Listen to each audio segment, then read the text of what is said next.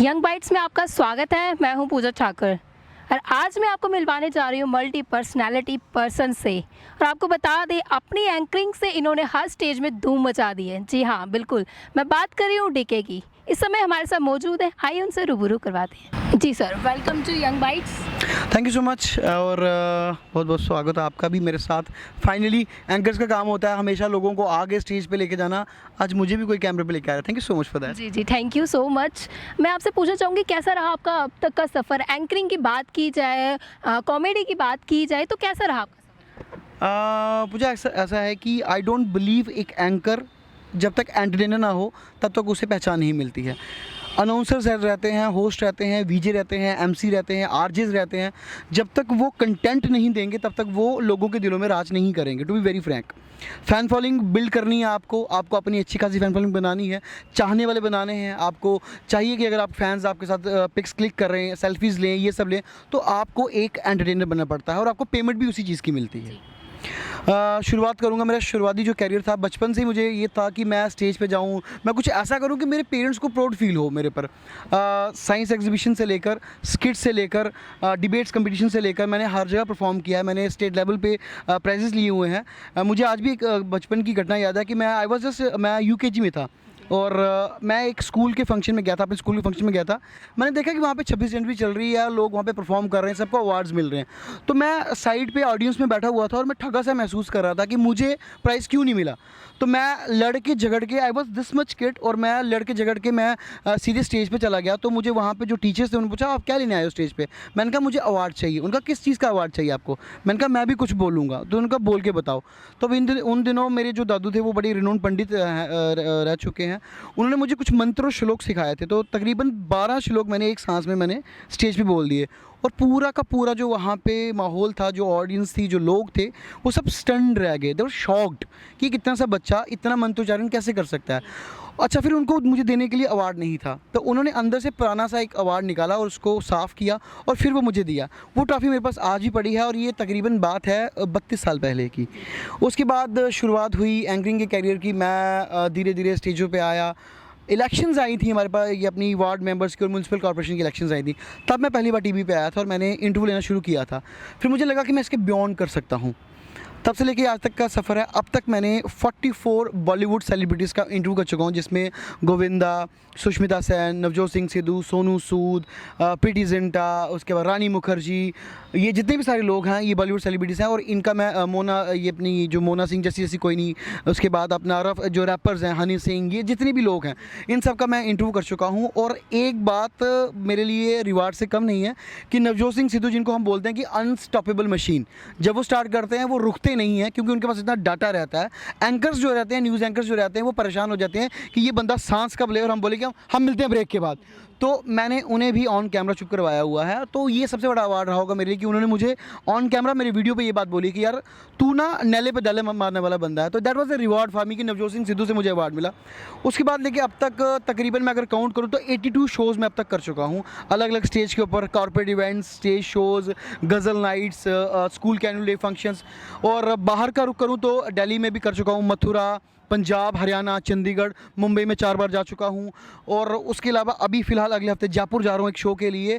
मैं ये समझता हूँ कि शायद मैं JNK का पहला ऐसा एंकर होऊंगा, touchwood, with the grace of the audience, ये चाहने वालों की प्यार की वजह से, जो आउट ऑफ द स्टेशन जाके काम कर रहा है और अभी एक्टिंग की दुनिया में कदम रख रहा हूँ। क्योंकि मैं ये बिलीव करता हूँ कि जब आप स्टेज के ऊपर चढ़ते हो तो आप फ़नी बोन टिकल करो ऑडियंस की।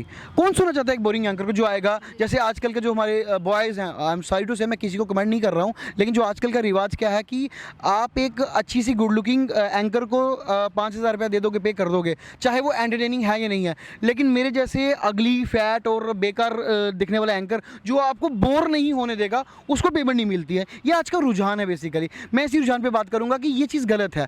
आप कंटेंट देखिए। नो डाउट गर्ल्स जो हैं, आजकल फेमिनिज्म है, आजकल विमेन एम्पावरमेंट है, महिला सशक्तिकरण है, हर जगह महिलाओं को हम उठा रहे हैं। लेकिन एक बात ये भी है कि कहीं पुरुष सुनवाई केंद्र भी ज़रूर बनाए, जहाँ पे मेरे जैसे जो पीढ़ी भी पुरुष हैं उनकी भी बात सुनिए, मतलब सुनवाई वहाँ पे रखी जाए, हमारे भी कहीं बोलबाला हो। और कंटेंट को, क्रिएटिविटी को, कंटेंट को और एक कला को जो है वो प्रमोट करो। भीड़ जुड़ाने के लिए आप किसी भी एक्टर को ले आइए, लेकिन वो ज़्यादा देर भीड़ संभाल नहीं सकता है जब तक उसके अंदर कंटेंट ना हो। तो ऐसा मेरे से बड़ी बार हुआ पूजा कि मैं स्टेज पर जाता हूँ और लोगों को लगता है कि अब ये आएगा तो नया कुछ सुनाएगा। मैं अगर स्टेज पे 32 बार जाता हूँ या 30 बार जाता हूँ अनाउंस करने के लिए, आइटम्स के लिए, तो मैं 30 बार उनको नई आइटम सुनाता हूँ, क्योंकि वो ये मेरी कोशिश रहती है, क्योंकि जो मेरे चाहने वाले हैं वो मेरे फैंस बने और नई चीज़ें मिलती है लोगों को सुनने के लिए, काफ़ी अच्छा उन्हें लगता होगा। जैसे कि आपने बताया कि कई सेलिब्रिटीज़ का आपने इंटरव्यू लिया हो, तो कैसा एक्सपीरियंस रहा आपका? देखिए, कुछ वर्स्ट एक्सपीरियंस भी रहा और कुछ अच्छा भी रहा। Most of the celebrities down to earth होते हैं, हमें लगता है, क्योंकि हम उन्हें पर्दे पे देख रहे हैं, हम उन्हें 70 mm की स्क्रीन के ऊपर देख रहे हैं। लेकिन जब रियलिस्टिक वर्ल्ड की बात आती है, जब कहते हैं ना कि जब आपके ऊपर आप बीती होती है, जब वास्तविकता से जब आपका पाला पड़ता है, तब आपको पता चलता है कि वैसा नहीं है। कुछ ही सेलिब्रिटीज़ हम्बल हैं, बाकी में एरोगेंस है, ये मैं आज मुँह पे कहता हूँ। सुष्मिता सेन बहुत हम्बल है, गोविंदा बहुत हम्बल है, नवजोत सिंह सिद्धू बहुत हम्बल है, सोनू सूद बहुत हम्बल है, उसके बाद आफ्ताब शिवदसानी बहुत हम्बल है, रितेश देशमुख बहुत एटीट्यूड है, जेनली डिसूजा उससे भी ज़्यादा एटीट्यूड है, प्रीति जिंटा बहुत बदतमीज़ है, उसके बाद रानी मुखर्जी डाउन टू अर्थ है, उसके बाद जो टीवी एक्ट्रेसेस है हमारे बीच में, Shweta Tiwari down to earth है, ऋतिक रोशन एरोगेंस है।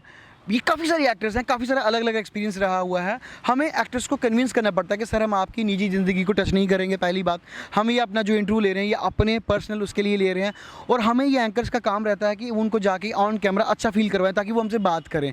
लेकिन जो बड़े डाउन टू अर्थ हम्बल जो सेलिब्रिटीज़ होते हैं वो आपको जाते जाते अपना नंबर भी देके जाते हैं और ये भी बताते हैं कि नेक्स्ट विजिट उनकी कब होगी। तो ये सब रहता है सेलिब्रिटीज़ का। काफ़ी अच्छा एक्सपीरियंस भी रहा और काफ़ी बुरा एक्सपीरियंस भी आप करें। आप फिल्मों की दुनिया में कदम रखने वाले हैं और एक्टिंग करने वाले हैं, तो कैसा रहने वाला है आपका वो सफ़र और कैसे शुरुआत उसकी की जा रही है?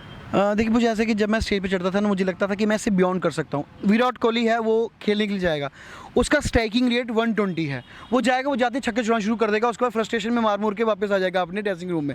हमारा भी अब एंकर्स का 8-9 साल एंकरिंग करने के बाद ये मुकाम आ चुका है कि अब हम कोई भी शो है, डजन मैटर के सामने सीएम बैठा हुआ है, डजन मैटर कि कितना बड़ा दिग्गज बैठा हुआ है, जब हम स्टेज पर चढ़ते हैं तो हम जाते ही तारीफ़ों के इस तरह शब्दों से खेलेंगे कि हम उनको उठा के और पूरे शो को खा जाएंगे हम। लेकिन मुझे लगता था कि इसके बियॉन्ड क्या, मेरी प्यास शांत क्यों नहीं हो रही, जो मेरे अंदर एक क्यूरियोसिटी है, जो एक वो कुंठा है, वो शांत क्यों नहीं हो रही है, तो वो तभी होगी जब उसमें एक्टिंग आएगी। तो अब मैं फ़िलहाल एक अभी शॉर्ट मूवी शूट कर चुका हूँ, एक मेरी आतंकवाद के ऊपर, टेररिज्म हैज़ नो रिलीजन, आतंकवाद का कोई धर्म नहीं होता। हम किसी विशेष धर्म के ऊपर टॉन्ट नहीं कर सकते हैं।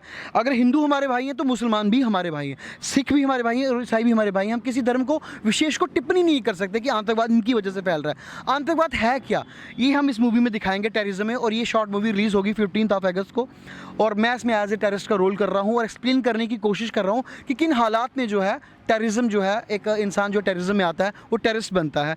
तो ये रहा मेरी एक्टिंग की दुनिया का कदम। और आने वाले दिनों में एक बड़ी अच्छी मूवी मैं शूट करने जा रहा हूँ जिसमें पंजाब के कॉमेडियंस काम करेंगे, जिसमें आपको गीटियाँ, आपने शायद देखी होगी, गीटियाँ बहुत अच्छी मूवी रही थी हमारे, मुझे लगता है कि डोगरी सिनेमा की वो पहली ऐसी मूवी है जो बॉलीवुड स्टाइल से बनी हुई है। उसी लेवल की हम गीटियाँ लेवल की मूवी बना रहे हैं, और ये लेकिन फिक्शन मूवी होगी, कॉमेडी मूवी होगी। इसमें आपको पंजाब के दिग्गज कलाकार दिखेंगे, कुछ ऐसे नाम दिखेंगे जिनके नाम से भीड़ आएगी, और मैं उसमें खुद एक डॉन का रोल प्ले कर रहा हूँ। मुझे एक लड़की से प्यार हो जाता है, वो एक्ट्रेस है फिल्म की, वो समाज सेविका है, उसको आगे प्यार हो जाता है, वो एक IAS ऑफिसर है लड़का। तो ये सब एक हम ताना बोना बुन रहे हैं, और उसमें मैं एक्टिंग की दुनिया में कदम रख रहा हूँ, और बड़ी जल्दी शॉर्ट मूवीज़ के थ्रू मैं आप लोगों को एंटरटेन करने आ रहा हूँ, और कोशिश करूँगा कि आपकी फ़नी बोन को टिकल कर सकूँ मैं। कॉमेडी भी आप काफ़ी अच्छी कर लेते हैं, एंकरिंग भी आप काफ़ी अच्छी कर लेते हैं, कॉमेडी के कुछ बोल हो जाए अपने दर्शकों की।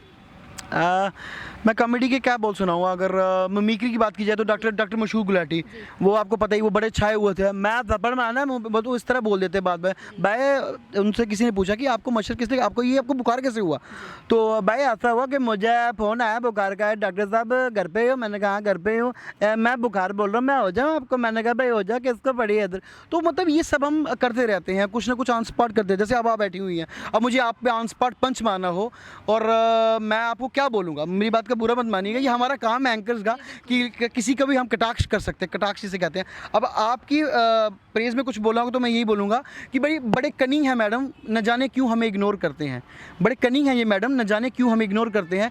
इन्हें क्या पता, इन्हें सेट करने के लिए हम भी प्रैक्टिस हर रोज़ करते हैं।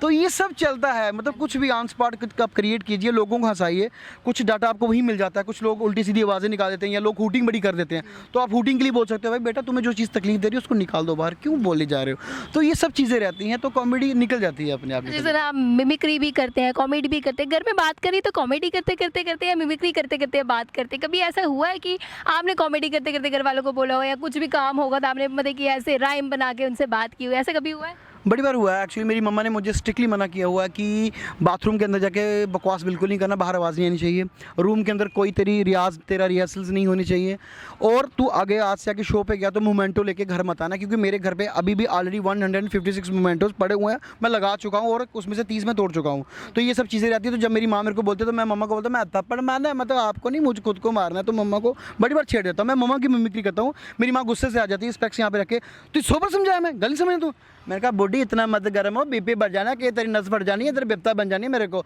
तो ये सब चीज़ें हम करते रहते हैं घर वालों के साथ, जो मिल जाए उसको लपेटे में लपेट लेते हैं।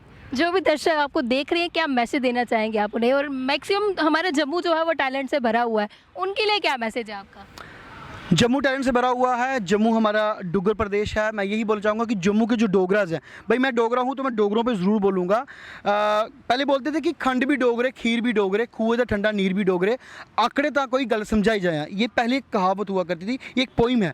मैंने इसमें 2 लाइनें और ऐड की खुद से कि खंड भी डोगरे ते खीर भी डोगरे, धनुष भी डोगरे ते तीर भी डोगरे, मावे दियां भैनें दियां जेह्ड़ी इज्जत करन ओ महान वीर भी डोगरे, मत पलचियो डोगरे कन्ने, रखी देंगन तुसें चीर भी डोगरे। ये मेरे वो डोगरे हैं जो अपना डोगरा जो एक शान है डोगरों की, जो डोगरा एक कल्चर है, जो एक प्रतिष्ठा है, वो उस प्रतिष्ठा को ऊपर लेके जा रहे हैं। तो सभी डोगरा इकट्ठे हो जाएं, डोगरों के मान सम्मान में कहीं भी ठेस नहीं पहुँचेगी। सारे को पहले मैं एंकर नहीं है, मैं एक्टर नहीं है, मैं थोड़ा डोगरा भरा। डोगरी की प्रमोट करो, डोगरी बोलो। अगर तुम डोगरी आग तुस अच्छी आपस भाईचारे कन्नै रहोगे हो, तो कन्नै एक चीज़ तुसें होर दस्सी ओड़ां, अस कुदै भी जाचै ना MNC कुदै भी जाचै, अपना कैफे कॉफी डे जाचै, डोमिनोज जाचै, या फिर अपना थोड़ा पिज़्ज़ा हट जाचै, उद्धर असें अंग्रेजी बोली पौंदी कि अस डोगरी चढ़ नहीं सकने। अस मॉल च जन्ने, असें उत्थै इंग्लिश बोली पौंदी, कैन आई हैव दिस, वाई डोगरी च बोलो। सामने जेह्ड़ा बंदा कम्म करा ओह् भी तो डोगरा गै।